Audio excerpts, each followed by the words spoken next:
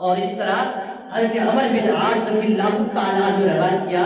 فرماتے ہیں میں نے عرض کی یا رسول اللہ صلی اللہ علیہ وآلہ وسلم آپ کو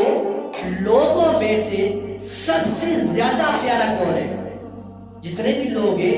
ان تمام لوگوں میں سے یا رسول اللہ آپ کو پیارا کون ہے؟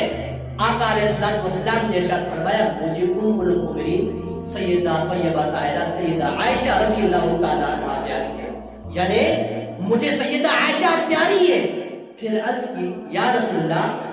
میرا سوال عورتوں کے متعلق نہیں تھا، میرا یہ سوال تھا،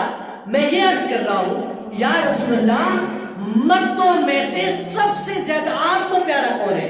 میرے آقا نے فرمایا عائشہ رضی اللہ تعالیٰ عنہ کے والد سیدنا صدیق اکبر پیارے ہیں۔ ایک اور روایت میں آتا ہے، اسے امام طبرانی نے روایت کیا، امام طبرانی معجم الکبیر میں، اور امام بن شاہین علیہ الرحمہ نے السنہ میں سیدنا عبداللہ بن عباس رضی اللہ تعالیٰ عنہما سے موصولا، اور امام ابو القاسم بغوی علیہ الرحمہ اور امام ابن عساکر رضی اللہ تعالیٰ عنہ نے ابن ملکہ سے مسند روایت کیا، فرمایا نبی پاک علیہ السلام اپنے تمام صحابہ کے ساتھ ایک تالاب میں گئے، چشمے میں گئے، اس لیے نہانے کے لیے، جس طرح ہم جاتے ہیں اس ندی میں نہاتے ہیں یا کوئی اور چشمہ ہوتا ہے اس میں نہانے کے لیے، نبی پاک علیہ السلام اور آپ کے ساتھ کچھ صحابہ کرام تھے، آپ گئے کسی تالاب کی طرف نہانے کے لیے، آپ گئے وہاں پر گئے، سارے صحابہ کرام اور نبی پاک تالاب کے اندر موجود ہیں۔ میرے آقا نے فرمایا لوگوں اے صحابہ تم میں سے ہر ایک اپنے اپنے یار کے پاس تیر کر جائے، پانی میں تیر کر ہر بندہ اپنے اپنے یار کے پاس جائے۔ ہر صحابی اپنے اپنے یار کے پاس گیا، لیکن نبی پاک علیہ السلام پانی میں تیر کر سیدنا ابو بکر صدیق کے پاس گئے اور ان کے پاس جا کر ان کو گلے سے لگایا، گلے سے لگا کر فرمایا لوگوں اگر میں اپنی امت میں سے کسی کو خلیل بناتا تو وہ سیدنا ابو بکر کو خلیل بنا۔ اور سیدنا ابی بن کعب رضی اللہ تعالیٰ نے فرمایا میں اپنا عہد تمہیں بیان کرتا ہوں، نبی پاک علیہ السلام کے وصال مبارک سے 5 دن پہلے میں آپ کی خدمت میں حاضر ہوا تو نبی پاک علیہ السلام فرما رہے تھے ہر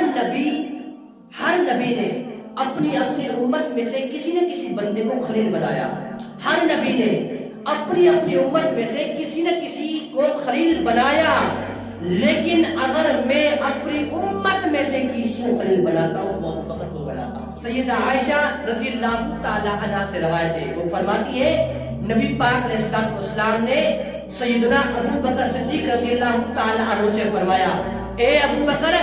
آپ جہنم کی آگ سے عتیق اللہ ہیں، یعنی جہنم کی آگ سے آپ آزاد ہیں، اللہ تعالیٰ نے آپ کو جہنم کی آگ سے آزاد کر دیا ہے۔ امام ابن عساکر رضی اللہ تعالیٰ نے فرمایا کہ سیدہ ام المومنین سیدہ عائشہ رضی اللہ فرمایا کہ بروز قیامت تمام لوگوں کا حساب کتاب ہوگا، تمام لوگوں کا حساب کتاب ہوگا، لیکن ابو بکر کا حساب کتاب نہیں ہوگا، وہ بغیر حساب کتاب کے جنت میں جائیں گے۔